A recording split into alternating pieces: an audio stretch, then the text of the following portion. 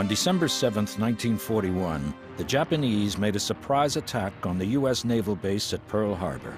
On the following day, President Franklin Roosevelt declared war. I ask that the Congress declare that since the unprovoked and dastardly attack by Japan on Sunday, December 7, 1941, a state of war has existed between the United States and the Japanese Empire.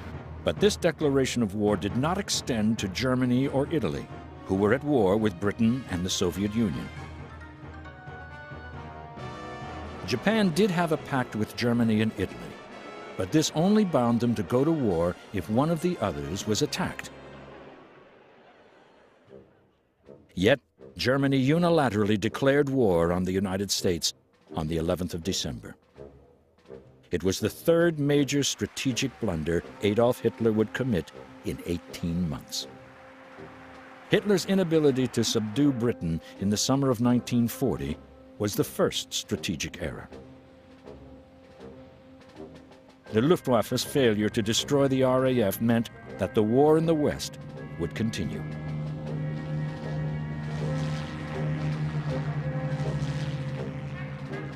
A year later, Hitler blundered again when he broke his 1939 non-aggression pact with the Soviet Union.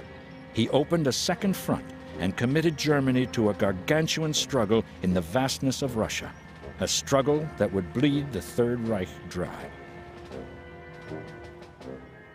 6 months later, Hitler's declaration of war against the United States brought the world's largest economy and potentially most powerful military machine into the European conflict. Germany would now face a massive military buildup in the West and an exhaustive slogging match on the Eastern Front. Together, they would squeeze the Third Reich into submission.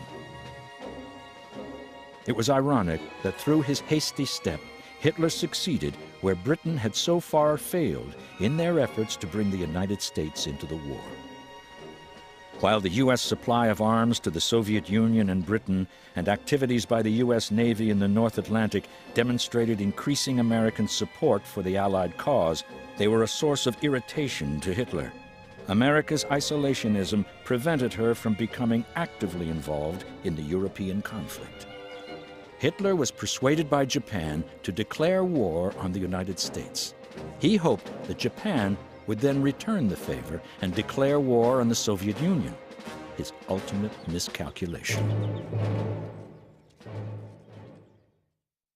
At the end of World War I, America's traditional policy of isolationism reasserted itself. She did not join the League of Nations, predecessor to today's UN, even though President Woodrow Wilson had been the League's architect. By the mid-1930s, grappling with the effects of the Depression, America's determination to stay out of other nations' conflicts was reinforced by 3 neutrality acts passed by Congress. This was at a time when European fascism and Nazism were becoming ever more strident, increasing the likelihood of another European war.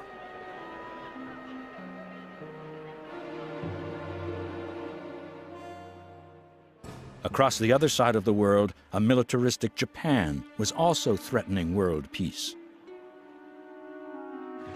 In 1937, Japanese forces invaded China and began a war that would last for 8 years.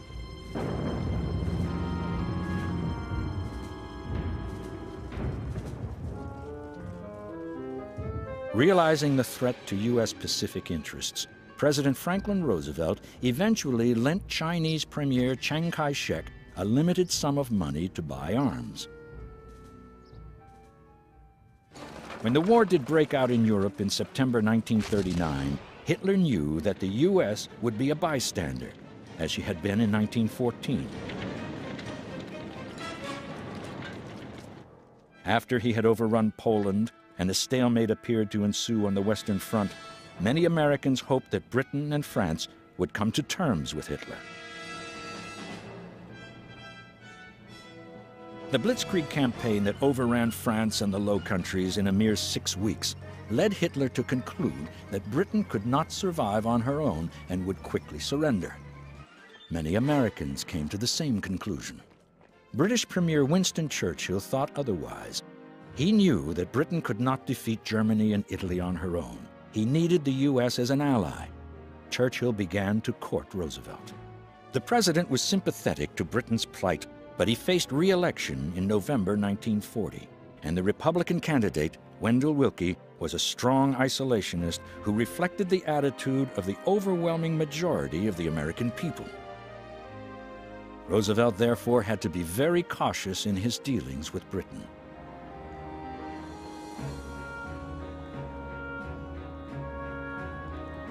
The one active step that he took during that critical summer of 1940 was to trade 50 old World War I destroyers for a lease on British naval bases in the Caribbean.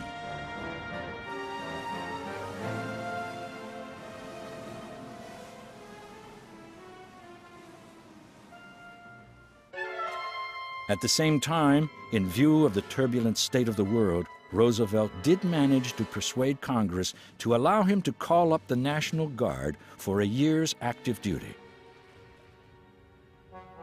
He also introduced limited conscription. Serial number 158.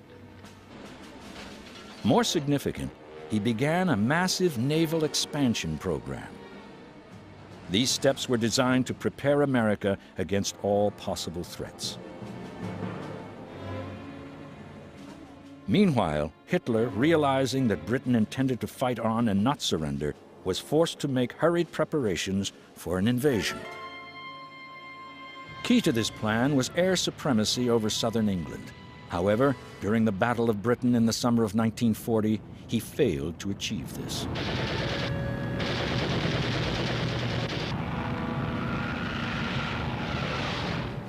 Hitler, facing a stalemate in the West, therefore turned east towards Russia, his ultimate enemy, leaving Britain to suffer prolonged bombing by the Luftwaffe.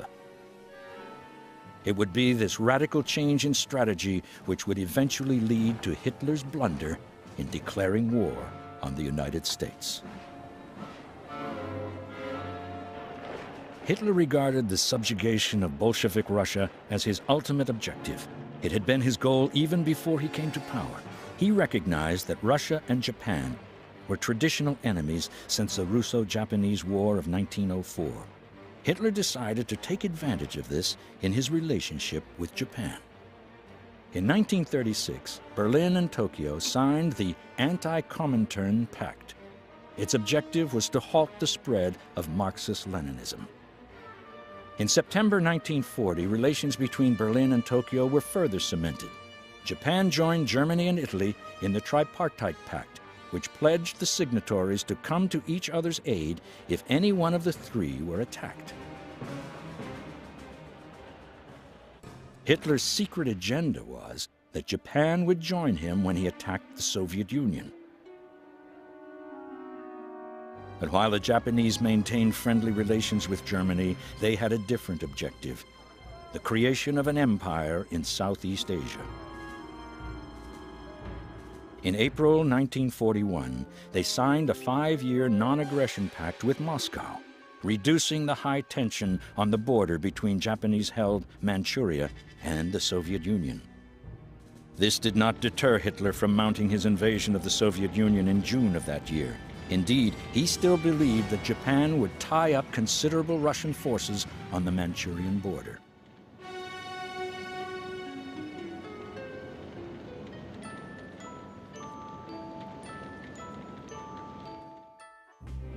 Throughout this time, Britain had been under constant German air attack.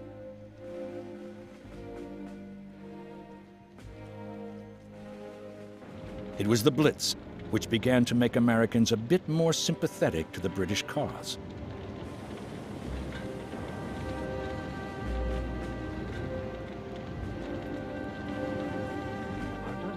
London-based journalists like Edward R. Murrow of CBS sent back moving accounts of the steadfastness of the British people under this aerial onslaught.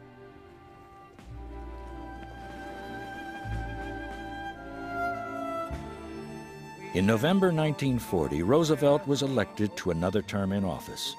He was convinced that sooner or later, the United States would find itself at war. But most Americans were still very much opposed to it.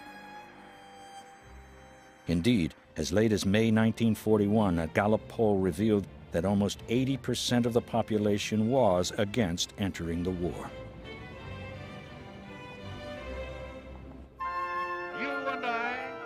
At the end of 1940, in his State of the Union address, Roosevelt spoke to the American people on the essential freedoms at stake in the war.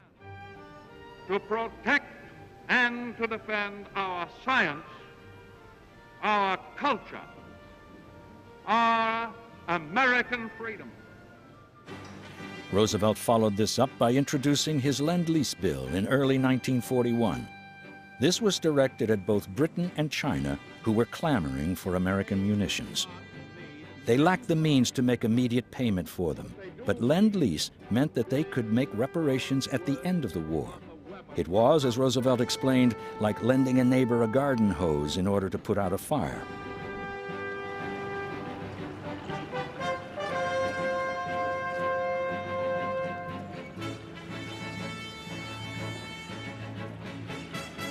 These weapons were to be invaluable to Britain, China, and later the Soviet Union.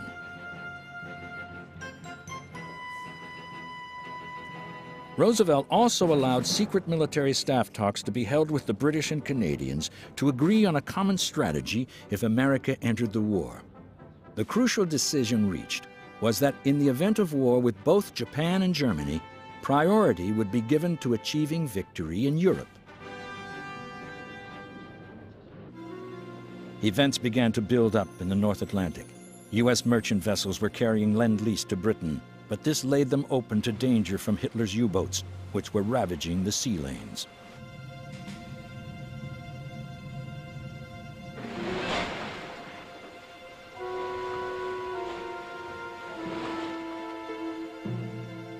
In April 1941, Roosevelt set up military bases in Greenland and extended the Pan-American Security Zone from longitude 60 degrees west to 28 degrees west.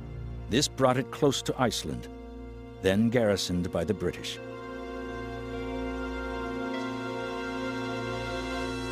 That July, U.S. Marines began to relieve the British garrison on Iceland. American warships now had justification in escorting vessels this far east. Hitler was intensely irritated by the American actions in the North Atlantic, but had no wish to provoke war with the United States at this point. With his panzers driving ever further east toward Moscow, he did not want to be distracted from conquest of the Soviet Union.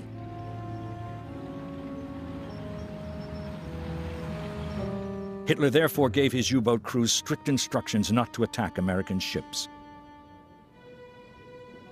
But his restraint would not be enough to prevent him from committing a grave blunder. German-U.S. tension rose in September 1941 with the first clash between the U.S. destroyer Greer and a U-boat. Roosevelt warned the Axis powers that their warships entering the Pan-American Security Zone would do so at their own risk. Furthermore, U.S. warships would now escort any vessel carrying Lend-Lease within the security zone. The aircraft and tanks that these ships carried were invaluable in maintaining the British forces in the Middle East and at home.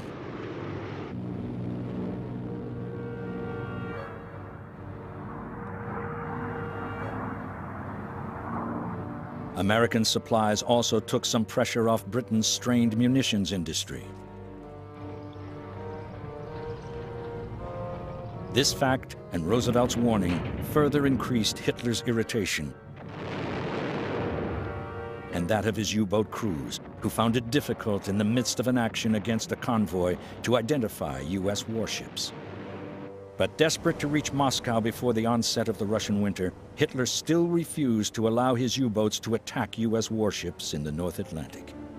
Even so, as the autumn of 1941 wore on, there were clashes between the two, with American destroyers damaged and even sunk.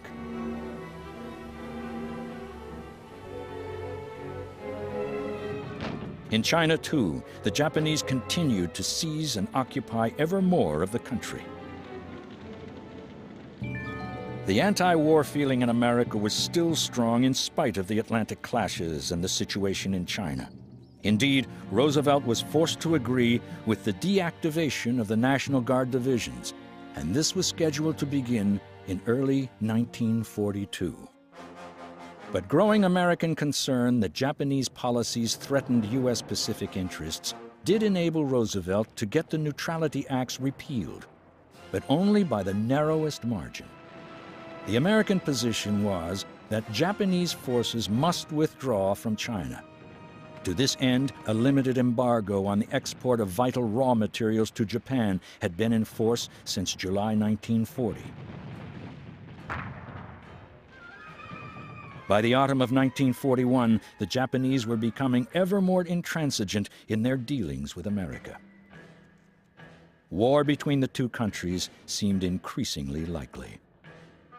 Provoked by the U.S. trade embargo, the Japanese had made up their minds that the U.S. Pacific Fleet was the main obstacle to the creation of their empire in Southeast Asia and the Pacific, an empire which would finally make them self-sufficient in raw materials. Their target was the Pacific Fleet's base at Pearl Harbor, Hawaii, but they did not inform Hitler of their plan. The Japanese wanted to remove any dangers of their intentions being inadvertently leaked to the Americans. The Pearl Harbor attack took both the United States and Hitler by surprise.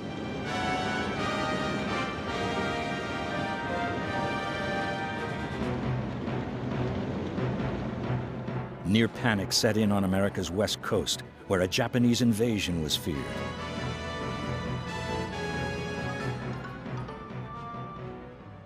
In Washington, D.C., on the following day, the 8th of December, President Roosevelt declared war on Japan, but did not extend this to Japan's two Axis partners, Germany and Italy.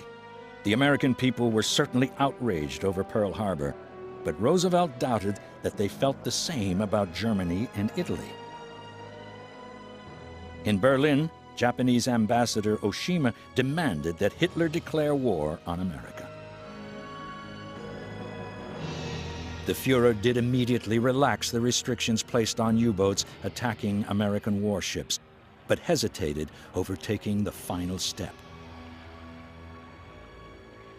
German Foreign Minister Joachim von Ribbentrop reminded Hitler that the terms of the Tripartite Pact only bound him to do so if America had been the aggressor, which clearly she was not. Hitler was conscious that his armies had become stalled in front of Moscow. The coming of winter was partly to blame.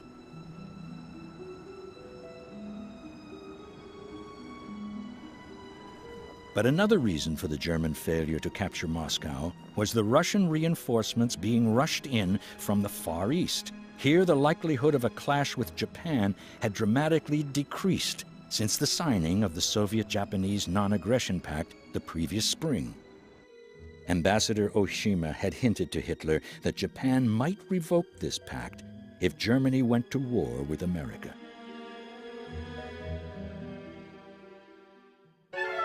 Swayed by this, on December 11, 1941, Hitler finally made up his mind.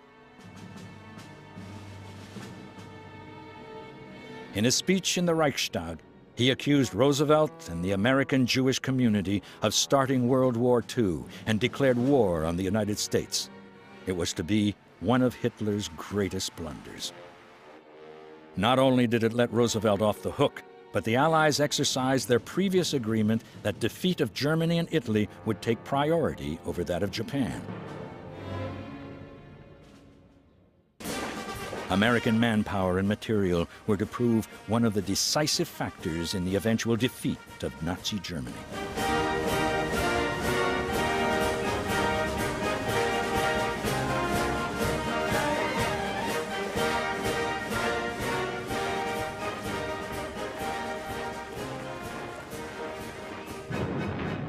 But Hitler's miscalculation extended still further. His hope that Japan would revoke her non-aggression pact with Moscow came to naught.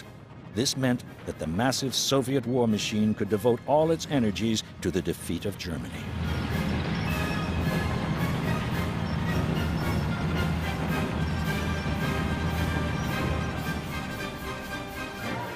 It was probably inevitable that the United States would eventually find itself at war with Germany. But the historic meeting between Russian and American troops on Germany's River Elbe on April 25, 1945, might well not have taken place so soon. Hitler's miscalculation about Japan's willingness to declare war on the Soviet Union sealed the fate of the Third Reich.